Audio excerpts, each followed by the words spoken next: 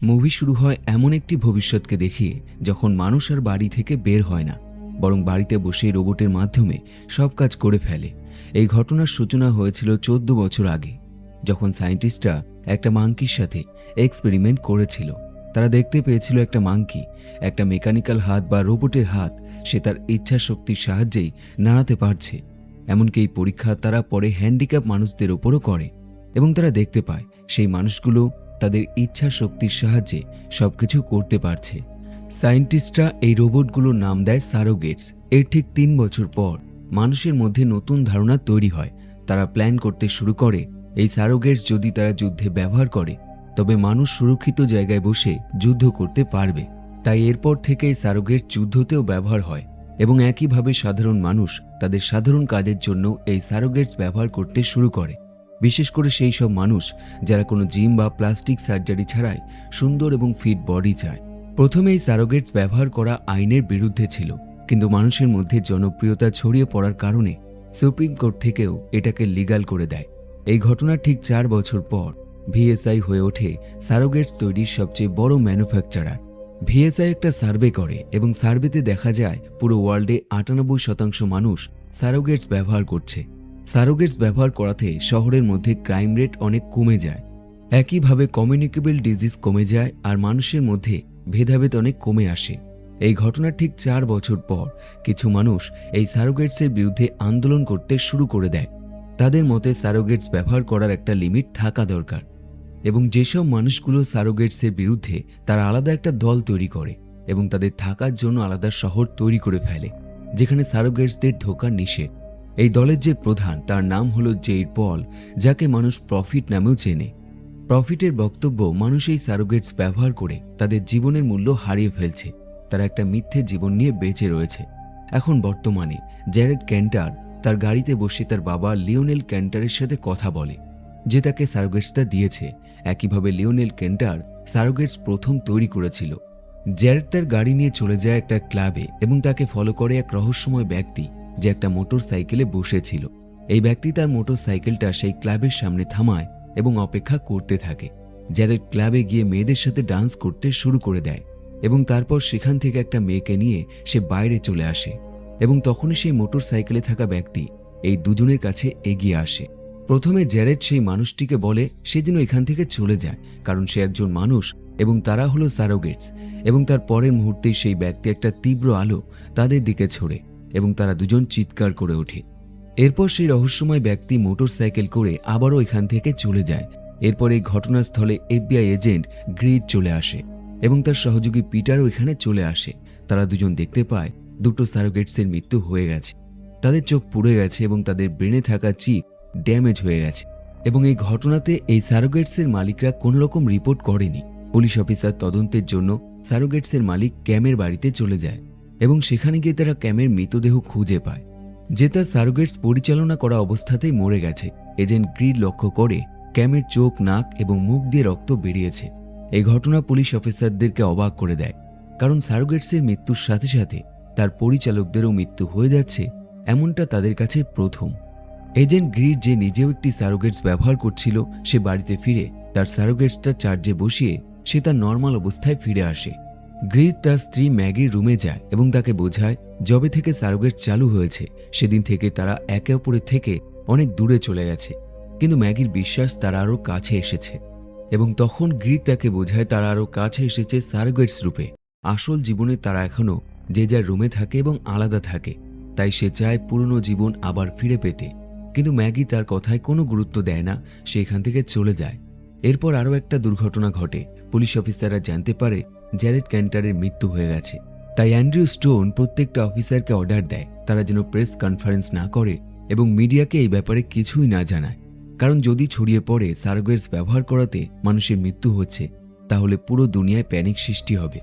Agent grid এবং Peter ক্লাবের সামনে ঘটা ঘটনাটা একটা সিসিটিভি ফুটেজে চেক করে এবং দেখতে পায় সেখানে দুজন সারোগেটসের মৃত্যু হয়েছিল এবং সেই বাইক চালক সেখানে ছিল। তারা দেখতে পায় সেই বাইক চালক তার পকেট থেকে একটা অস্ত্র বের করছে, কিন্তু সিসিটিভিতে সেটা স্পষ্ট দেখা যায় না। পুলিশ অফিসাররা এতক্ষণ পর্যন্ত ভাবছিল যে এই মৃত্যু হয়েছিল রোবটের ব্রেনে থাকা চিপ নষ্ট হয়ে, কিন্তু এখন তাদের ধারণা পাল্টে যায়। তারা এখন মনে করতে শুরু করে যে এটা একটা মার্ডার কেস। এবং তারা এখানে আরও একটা খবর জানতে পারে, যেই ছেলেটির মৃত্যু হয়েছে তার বাবা হলো সারোগেটসের প্রতিষ্ঠাতা লিওনেল ক্যান্টার। লিওনেল ক্যান্টার ভিএসআই কোম্পানিটি তৈরি করেছিল, কিন্তু তার সাথে কোম্পানির সম্পর্ক ধীরে ধীরে নষ্ট হয়ে যায় এবং 7 বছর আগে লিওনেল ক্যান্টারকে কোম্পানি থেকে বের করে দেওয়া হয়। এই অপমান লিওনেল ক্যান্টার মোটর সহ্য করতে পারেনি এবং তারপর থেকে লিওনেল ক্যান্টার কোথায় আছে সেটা কেউ জানে না। এজেন্ট গ্রিড চলে যায় লিওনেল ক্যান্টারের সাথে দেখা করতে এবং সেখানে তার সারোগেটসদের সাথে তার কথা হয়। এজেন্ট গ্রিড তাকে প্রশ্ন করে তার ছেলের সাথে এমন কারো শত্রু আছে যে তাকে মারতে পারে। লিওনেল ক্যান্টার এক কথায় উত্তর দেয় না। কিন্তু যখন এজেন্ট গ্রিড তাকে প্রশ্ন করে তাকে কেউ মেরে ফেলবে এমন কোনো শত্রু আছে, লিওনেল ক্যান্টার প্রথমে অবাক হয় এবং তারপর বলে তাহলে হয়তো আমার কারণেই আমার ছেলের মৃত্যু হয়ে গেছে। এরপর সারোগেটস কথা বলা বন্ধ করে দেয় এবং আমরা দেখতে পাই আসল লিওনেল ক্যান্টারকে, যে তার রুমে বসে কাঁদতে শুরু করে এবং তার ছেলের জন্য ভাবুক হয়ে যায়। এজেন্ট গ্রিড এরপর চলে যায় ভিএসআই কোম্পানিতে। এই কোম্পানির ভাইস প্রেসিডেন্ট ভিক্টর তাদের সাথে দেখা করতে আসে। গ্রিড তাকে প্রশ্ন করে সারোগেটসের মাথা ভিতর থেকে কিভাবে ফাটতে পারে এবং যে অপারেট করে তার কিভাবে মৃত্যু হতে পারে, কিন্তু এই কোম্পানির কেউ তাকে এই ব্যাপারে কোনো ইনফরমেশন দিতে পারে না। এজেন্ট গ্রিড এরপর চলে যায় ইঞ্জিনিয়ারদের রুমে, যেখানে ইঞ্জিনিয়াররা এই ধরনের রোবট বানিয়ে থাকে। এই রুমে থাকা কর্মীরাও এক একটা সারোগেটস, যাদেরকে কিছু মানুষ রুমের ভেতর থেকে কন্ট্রোল করে। এবং এজেন্ট গ্রিড এমনই এক ব্যক্তির কাছে যায় যার নাম হলো স্টিনবার্গ। গ্রিড তাকে সেই নষ্ট হয়ে যাওয়া চিপটা দেখায় এবং চিপ নষ্ট হয়ে যাওয়ার কারণে স্টিনবার্গ কিছুই বলতে পারে না। স্টিনবার্গ এদের দুজনকে নিয়ে যায় সেই রুমে যেখানে কিছু নষ্ট হয়ে যাওয়া সারোগেটস রয়েছে। স্টিনবার্গ তাদেরকে বলে এখানে যে সারোগেটসগুলো রয়েছে তাদের মাথায় চিপ নেই, একইভাবে এগুলোর শরীরে কোনো আঘাতের চিহ্ন নেই, তবুও তারা নষ্ট হয়ে গেছে। এজেন্ট গ্রিড এরপর চলে যায় একজন আর্মি অফিসারের কাছে এবং এখানে এসেও সে কোনো ইনফরমেশন পায় না। এজেন্ট পিটার খুঁজে বের করে সেই বাইক চালকের নাম। তার নাম হলো মাইলস স্টিকল্যান্ড এবং এই ছেলেটিকে অ্যারেস্ট করা হয়েছিল আর্ম রবারি করার জন্য, কিন্তু অ্যারেস্ট করার কিছুদিনের মধ্যেই তাকে ছেড়ে দেওয়া হয়। তাই পিটারের বিশ্বাস কেউ তাকে প্রোটেক্ট করছে। এজেন্ট পিটার একটা রেড লাইট নোটিশ ছেড়ে দেয় এই মাইলস স্টিকল্যান্ডের নামে এবং কিছু সময়ের মধ্যেই ববির ফেস রেকগনিশন সিস্টেম এই ব্যক্তিকে খুঁজে ফেলে। ববি গ্রিডকে সেই লোকেশন বলে দেয়, কিন্তু একইভাবে তাকে সতর্ক করে দেয় যে এই লোকেশনটা হলো সেই আন্দোলনকারীদের ঠিক কাছাকাছি। গ্রিড পিটারকে এখানে রেখে সে চলে যায় সেই লোকেশনে।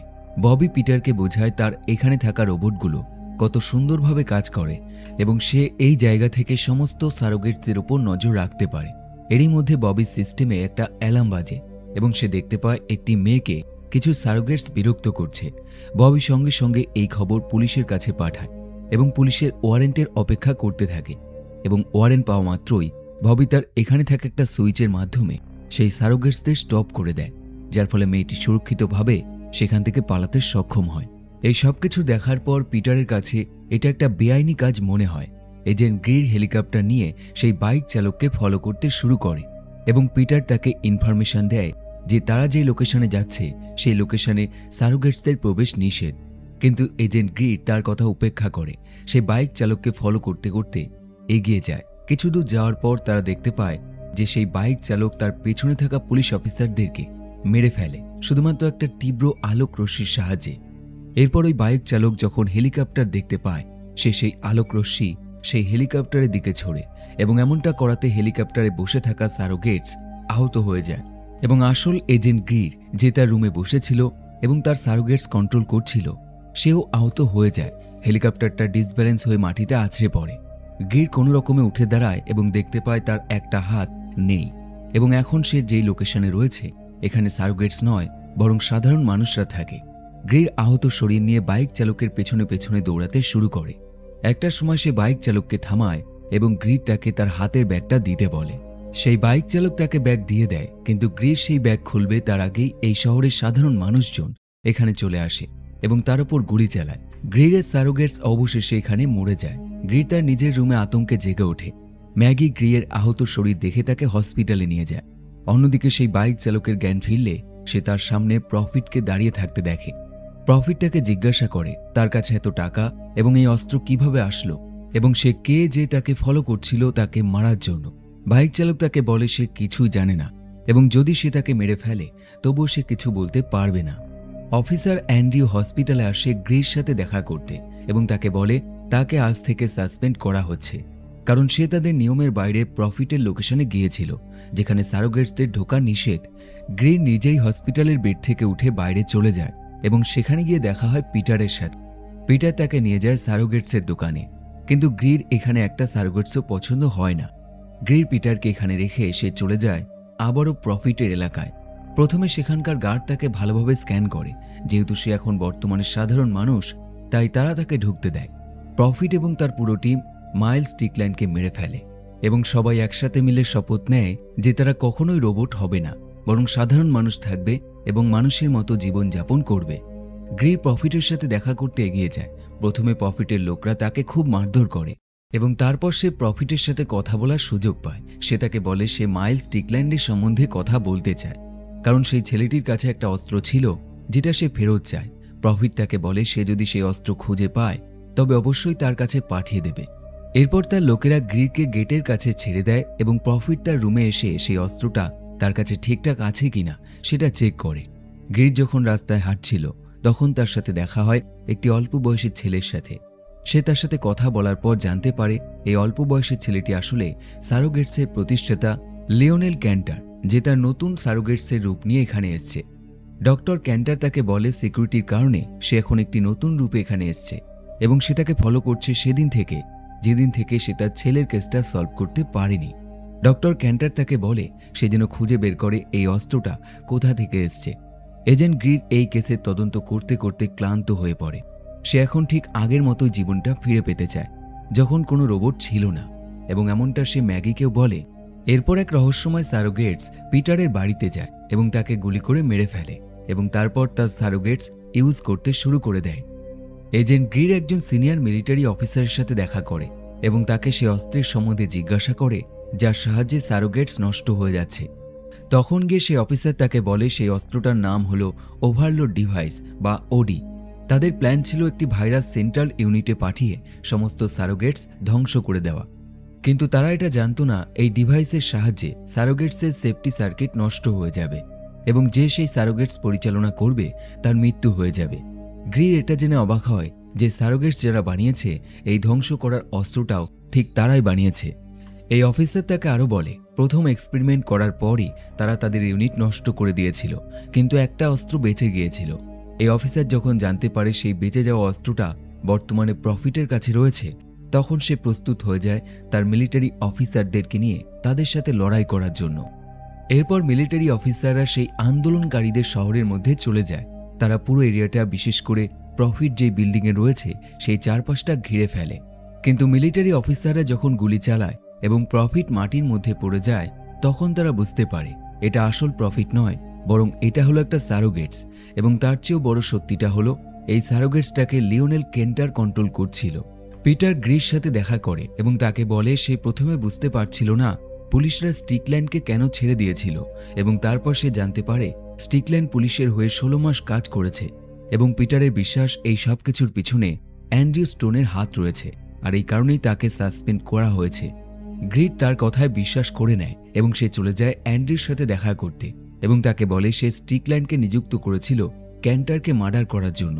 ভিএসআই সেই অস্ত্র তাকে একটা দিয়েছিল এবং সেই অস্ত্রটা স্টিকল্যান্ডকে দিয়েছিল ক্যান্টারকে মার্ডার করার জন্য, এবং তার জন্য সমস্যা তখন তৈরি হয় যখন স্টিকল্যান্ড লিওনেল ক্যান্টারের জায়গায় জ্যারেড ক্যান্টারকে মেরে ফেলে।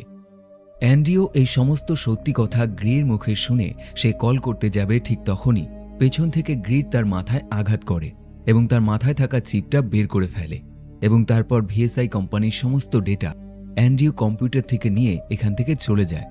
গ্রিড যখন জানতে পারে প্রফিট এবং ক্যান্টার একে অপরের সাথে মিলে রয়েছে, তখন তার ধারণা সঠিক হয়ে যায়। সে বুঝতে পারে এই কারণেই ভিএসআই ক্যান্টারকে মারতে চেয়েছিল, কারণ ক্যান্টার প্রফিটকে তার আন্দোলন চালিয়ে যাওয়ার জন্য সমস্ত রকম আর্থিক সাহায্য করছিল। গ্রিড যে গাড়িতে বসেছিল সেই গাড়িটা চালাচ্ছিল পিটার। পিটার ফোনে কথা বলে যে তাদের একটা অ্যাক্সিডেন্ট হয়ে গেছে, এবং অদ্ভুত ব্যাপার, তার বলার ঠিক পরের মুহূর্তেই তাদের গাড়ির একটা অ্যাক্সিডেন্ট হয়। এরপর পিটার পেন ড্রাইভটা নিয়ে গাড়ি থেকে বেরিয়ে যায় এবং গাড়ির পিছনের সিট থেকে সেই অস্ত্রটাও সে নিয়ে নেয়। এই অস্ত্রের কথা গ্রিড জানত না। গ্রিড গাড়ি নিয়ে পিটারের দিকে ছুটে যায়, কিন্তু সে পিটারকে ধরতে পারে না, বরং সে গাড়িটা নিয়ে একটা শোরুমের মধ্যে ঢুকে যায়। পুলিশ ছুটে আসে এবং তাকে খুঁজতে শুরু করে এবং গ্রির চুপচাপ গাড়ির নিচে লুকিয়ে থাকে। গ্রির ববিকে কল করে এবং তাকে বলে পিটারের সারোগেটস এখনই ডিসকানেক্ট করতে হবে, কারণ তাকে অন্য কেউ কন্ট্রোল করছে। কিন্তু ববি কিছুই করতে পারে না, কারণ তার আগেই এখানে পিটার চলে এসছে এবং তাকে বন্দি করে রেখে দিয়েছে। গ্রির ফোনের মাধ্যমে শুনতে পায় যে পিটার ববির ওপর সজোরে আঘাত করছে। গ্রির ম্যাগিকে একটা ভয়েস মেসেজ পাঠায়। সে বলে সে যেন এখনই নিজেকে সারোগেটস থেকে ডিসকানেক্ট করে ফেলে, কারণ সারোগেটসের সাথে খারাপ কিছু হতে চলেছে। পুলিশ অফিসার অ্যান্ড্রিউ ববির কাছে চলে আসে এবং যখন সে দেখতে পায় এখানে পিটার রয়েছে, যে আসলে ক্যান্টার, তখন সে তাকে বলে সে এই সারোগেটস তৈরি করেছে এবং তারপর সেটাকে আবার নষ্ট করতে চায় এবং এমনটা হলে মানুষ আবারও অতীতকালে চলে যাবে। কিন্তু পিটার তার কথায় কোনো গুরুত্ব দেয় না। তার কাছে থাকা সেই অস্ত্রটা বের করে এবং তার দিকে ধরে এবং কিছু সময়ের মধ্যেই অ্যান্ড্রিউর মৃত্যু হয়ে যায়। গ্রির ক্যান্টারের বাড়িতে চলে যায়, যেখানে গিয়ে সে দেখতে পায় ক্যান্টার তার বাড়িতে অনেক সারোগেটস তৈরি করে রেখে দিয়েছে এবং এক এক সময় এক একটা ব্যবহার করে। ঘরের ভেতরে যেতেই তার সাথে দেখা হয় ক্যান্টারে, যে একটা চেয়ারে বসে রয়েছে এবং সেখান থেকেই সমস্ত কিছু কন্ট্রোল করছে। ক্যান্টার চায় সমস্ত সারোগেটস ধ্বংস করে দিতে এবং মানব জীবন পুনরায় আগের মতো করে দিতে। সে তাকে বলে সে যখন এই সারোগেটস তৈরি করেছিল তখন তার প্ল্যান ছিল যে সমস্ত মানুষ হাঁটতে পারে না বা যাদের যে কোনো শরীরের অঙ্গ কাজ করে না তাদেরকে সাহায্য করার জন্য। কিন্তু এখন বর্তমানে স্বাভাবিক মানুষ যারা সবকিছু করতে পারে তারাও এই যন্ত্র ব্যবহার করছে, যার ফলে তারা ঘরের মধ্যেই থেকে যাচ্ছে। তাই তার মতে এটা একটা নেশার মতো এবং এই নেশা ছাড়ানোর জন্য সেই মানুষটাকে মারতে হবে যে এই নেশা করে থাকে। ক্যান্টার সিস্টেমে ভাইরাস অ্যাড করে দেয় এবং তারপর নিজের ইচ্ছা মৃত্যু বরণ করে নেয়। গ্রির সঙ্গে সঙ্গে তার চেয়ারে বসে পড়ে এবং পুরো কন্ট্রোল সে তার নিজের হাতে নিয়ে নেয়। পিটার এবার ববির মুখ এবং তার হাতে বাঁধা দড়ি সবকিছু খুলে দেয় এবং তাকে জিজ্ঞাসা করে কিভাবে এই সিস্টেমটাকে শাটডাউন করতে পারবে। পিটার ববির কথা মতো প্রত্যেকটা মানুষকে মৃত্যুর হাত থেকে বাঁচিয়ে ফেলে, কিন্তু তারপর বাকি থাকে সারোগেটসদের বাঁচানো। ববি পিটারকে বারবার স্ক্রিনে দেখানো পপ আপের মধ্যে ইয়েস অপশনটা চুজ করতে বলে, যাতে সমস্ত সারোগেটস বেঁচে যায়। কিন্তু এখানে পিটার থেমে যায়। সে ববিকে জিজ্ঞাসা করে এখন সমস্ত মানুষ সুরক্ষিত আছে কিনা। ববি যখন বলে সবাই সুরক্ষিত, তখন পিটার কোনো বোতাম প্রেস করে না এবং একই সময় সেখানে FBI পুলিশ অফিসার চলে আসে এবং পিটারের মাথা লক্ষ্য করে গুলি ছোড়ে। এর ফলে শহরে থাকা প্রত্যেকটা সারোগেটস এক এক করে নষ্ট হয়ে যায়। কিছু সময় বাদে আসল মানুষরা তাদের ঘর থেকে বেরিয়ে আসে, যারা এতদিন ধরে ঘরের মধ্যেই বসেছিল এবং ঘরে বসেই এই রোবটগুলোকে কন্ট্রোল করছিল। সবকিছু আগের মতো হয়ে গেলে গ্রিড চলে যায় ম্যাগির সাথে দেখা করতে। আর এই মুভিটা এখানেই শেষ হয়ে যায়। গল্পটি আপনার কেমন লাগলো অবশ্যই কমেন্টে লিখুন। ভালো লাগলে অবশ্যই লাইক করুন, চ্যানেলটি সাবস্ক্রাইব করুন। আবার দেখা হবে পরের একটি সুন্দর ভিডিওর সাথে। দেখতে থাকুন।